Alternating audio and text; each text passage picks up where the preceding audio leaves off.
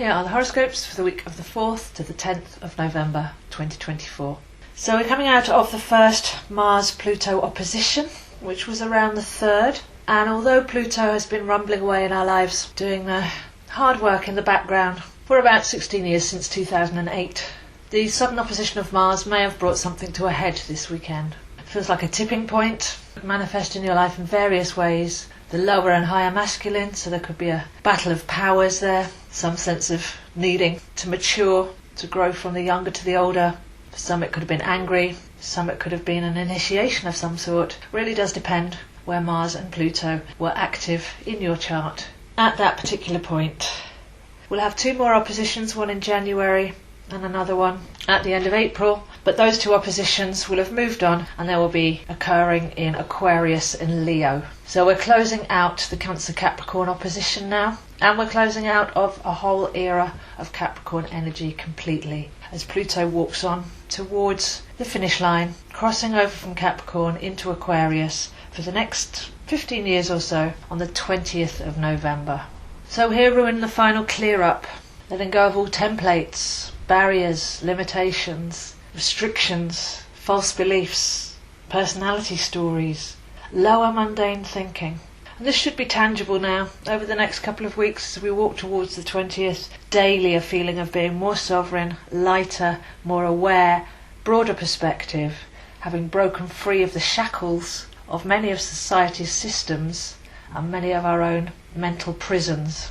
Then we're getting ready to be free of all of that, become the masters of our own frequency and what we manifest. So still some work to be done there, but a very exciting time as Pluto gets ready to leave Capricorn for the next 268 years. Then we really are reaching the end of an era and we can put the time to good use with an everything must go clearance sale, just focusing on what needs to be left behind, to dissolved, to be resolved, and keeping one ear out for new insights, inspiration, messages coming to show us the way of Pluto in Aquarius.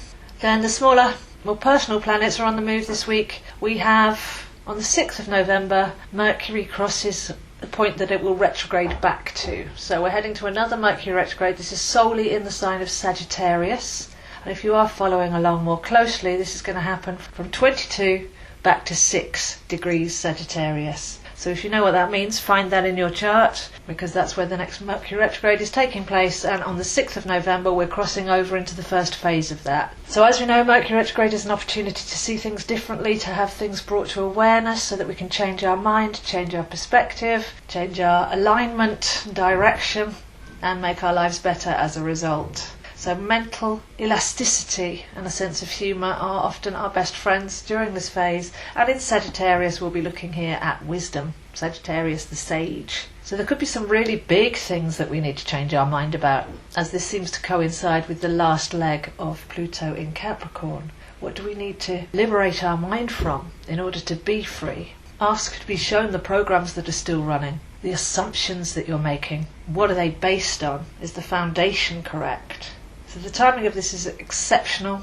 Mercury turning retrograde just after Pluto crossing into Aquarius. But before we go racing ahead and look at what all the actual retrograde means, let's just focus on the next 2 weeks. We'll never have a time like this again. And invoke Mercury to show us the wisdom, to get to the point. Sagittarius points its arrow to the middle of the galactic centre. So they like to do lots of research and then really reduce down to get to the single central point of things. And it's a very warm, heart-centred sign. So we can start to trust that feeling if something feels right in our heart, if our heart's aflame, then that's where truth really is, rather than mental gymnastics and opinions and programs and things. And with Venus in Sagittarius as well, really burning that inner hearth flame, let's ask for the wisdom of the heart, while Mercury brings things to our consciousness, which will help Pluto's final clearing. So that's looking like a very well-timed run of transits there. Then on the 5th or 6th we have Mars moving into Leo. So Mars isn't clear of Cancer yet because we're heading towards a retrograde with the planet Mars as well, and this is a lot longer affair. Mercury retrograde's a couple of weeks. Mars retrograde's going to take us through to the end of February and won't complete third phase till the end of May.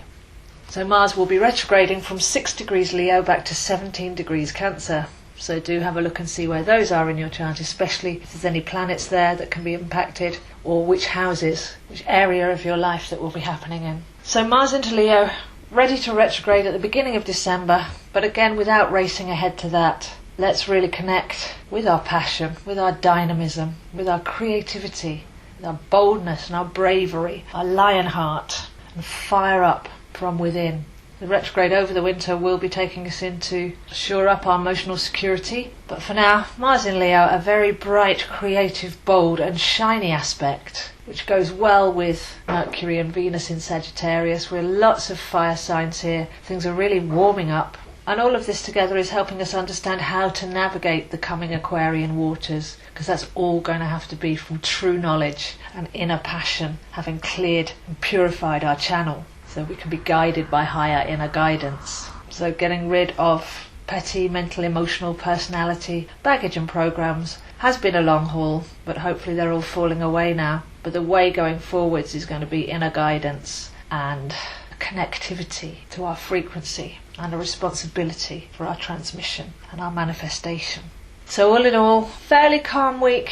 There's a lot hanging in the balance still from that Mars-Pluto opposition. There's a lot of unknowns, but the general background feeling is a final clearing, and that things will be clearer soon. But this clearing out is happening on a massive scale. We don't even know most of the things that are going on behind the scenes. But if we attend to our behind the scenes, clear out our own vessels, then Aquarius is very much about critical mass of the collective. If enough people rise, if enough people align on a certain level, then that actually creates a boost in the whole collective. So while things might seem a little bit crazy on the outside, it's actually quite a warm and visionary week as we feel Pluto walking towards Aquarius, start to feel the incoming Mercury retrograde in Sagittarius, start to feel the upcoming Mars retrograde as well. But that fire's kind of warm and wise. So it feels like sitting around a log fire and contemplating and reflecting and releasing with gratitude, being still and making space for some very lively energies that are heading this way. So if you'd like to see where this is happening for you, I am available zoehind7@gmail.com. I offer chart readings, courses, astrology, tarot, numerology and coaching, so that you can start to learn your own unique soul plan for yourself in an intuitive way. Really isn't that difficult. So if you want to study your chart over the winter, I'm available for one-to-one sessions. It's your plan, you designed it. It would be a shame if you didn't pick it up and explore it more deeply. In such incredible times, astrology is the art form of Aquarius, so I would imagine that will be a big theme of the coming years. Know your chart, know thyself, command your vibration. So please do contact me for any of that. I post these videos on my YouTube channel, Zoe Astro, and links on Instagram, zoehind7. So wishing you a cosy week, keep a warm heart and an open mind. Attend to the final clear out. Don't worry about the confusion that's happening on the outside. There's many twists and turns yet to come before things will be clear there. But as we clear ourselves, we clear the way for a whole better way of living. And that's our job right now. So wishing you a wonderful week, and I'll see you next week.